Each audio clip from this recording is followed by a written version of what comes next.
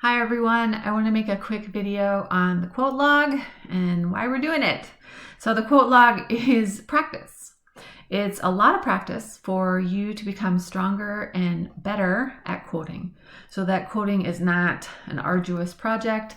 It'll be easy and you can take this skill to any college class, because remember, college writing is about taking what other people say, presenting it, and then analyzing it. So hopefully you'll be able to use this skill in future classes. So let's get started. So the first thing you have to do is read the assigned reading for the week. All right, you're going to choose 4 quotes. You're not allowed to use the same story for all 4 quotes, or same poem, or same piece of literature. I want you to make sure you use 4 different quotes from 4 different places. You're going to make sure that you're looking for words that mean something, words that imply something. Look for repetition, for symbolism, for metaphors. Look for those elements of fiction, the elements of poetry, and the elements of drama. Think about how the author uses those elements to his or her advantage. What idea is trying to be conveyed, right? You don't want to quote things like "the door closed." There's nothing to say about the door closed. You're looking for something like, the flower was as tall as a giant. Well, that's interesting. I didn't realize that a flower could be a giant, right? What is implied by a flower being a giant? Think about that. All right, so in order to accurately and appropriately present a quote, the quote has to be sandwiched.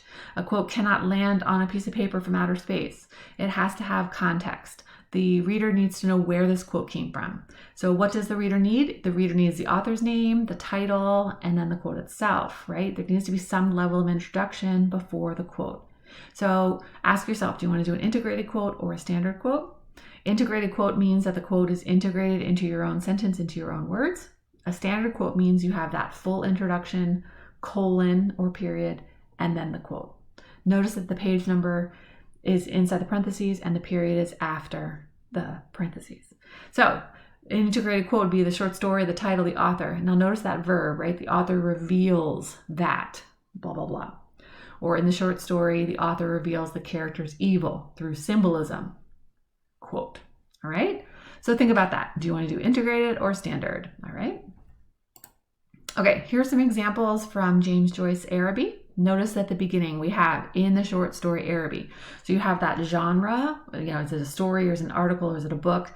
The genre and then the title. So in the short story Araby. So the reader's like, oh, okay, I know where this is coming from. It's coming from a short story. The title's Araby. James Joyce, that's the author. And then you have that important verb, right? You have that James Joyce starts. Does he reveal? Does he suggest? Does he express?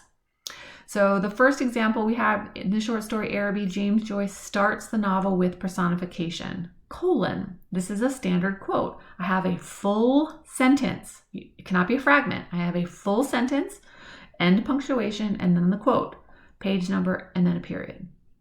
The second example is an integrated quote. In the short story Araby, James Joyce describes, look at that, author, then that verb. The street adds being blind. Oh, notice there should be 3.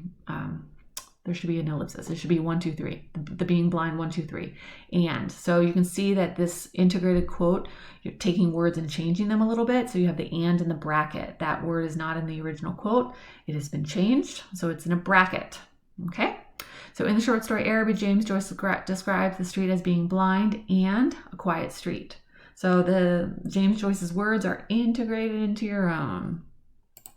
So once you have 4 quotes and you have those quotes appropriately introduced with the author and title and sort of that introduction, that verb, all of that kind of good stuff, then you have to pick one of those quotes and analyze it. So here's an example of what I'm looking for in terms of analysis.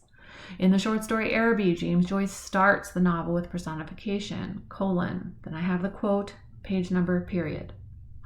A street is not a person. However, Joyce refers to the street as blind, a place that cannot see.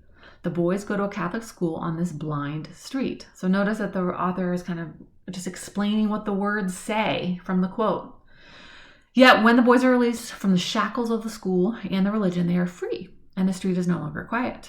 The blind street comes alive when the boys are free, and this personification of the street helps promote the idea that the Catholic Church creates limits for the characters in the story.